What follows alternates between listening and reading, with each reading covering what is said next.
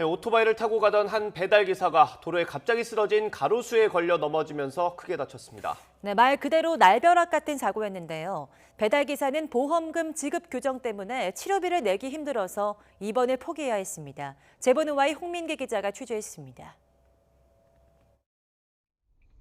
지난달 30일 경기도 안양시의 3차선 도로. 플라타너스로 불리는 버즘나무가 점점 기울어지더니 차들이 달리는 도로 위로 쓰러지고 맙니다. 앞서가던 오토바이는 아슬아슬하게 나무를 피했지만 미처 속도를 줄이지 못한 오토바이 한 대가 쓰러진 나무를 그대로 들이받습니다. 부러진 나무가 서 있던 자리입니다. 심어진 지 30년이 넘으면서 나무 윗부분은 텅 비어 있었던 것으로 조사되는데요. 나무가 부러진 자리에는 이런 나무 조각만 뒹굴고 있습니다. 날벼락 같은 사고를 당한 건 배달기사 49살 박병선 씨. 나무를 들이받고 땅으로 곤두박질 치면서 목과 허리, 다리를 다쳐 전치 2주 넘는 진단을 받았습니다.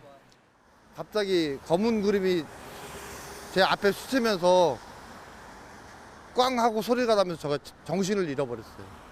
그때는 참 황당했죠, 저는. 진짜. 마른하고 날벼락 맞는 느낌이었잖아요. 지금까지 치료에 들어간 돈만 80만 원. 하지만 아직 피해 배상금을 받지 못해 이 비용은 고스란히 박 씨 부담이 됐습니다. 당장 생계가 막막한 데다 쉬는 동안 일감이 끊길까 봐 입원도 포기한 박 씨는 다리를 절며 다시 배달 일을 시작했습니다.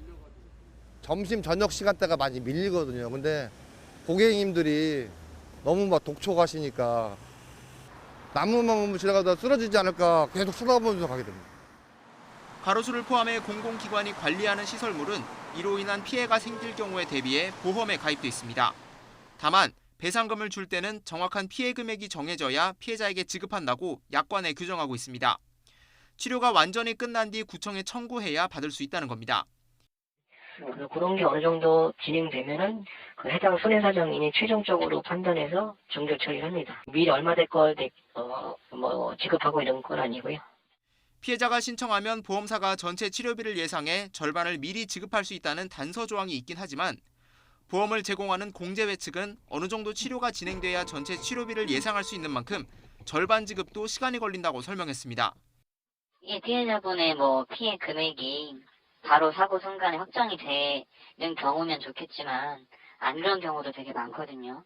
그런 경우에 대해서 도움을 드리고 있는 경우는 없는데요.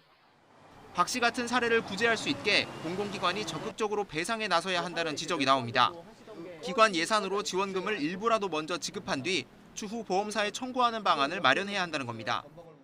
이게 결국은 책임이 지자체가 있는 건데 지자체가 보험을 들어서 그걸 하겠다는 방식이잖아요. 특히 저소득층이나 이런 사람들에 대해서는 그게 더 굉장히 그 보험으로서 배상의 효과가 발생하기 어려우니 그 시간의 간격만큼은 지자체가 다른 방식으로 해야 되죠.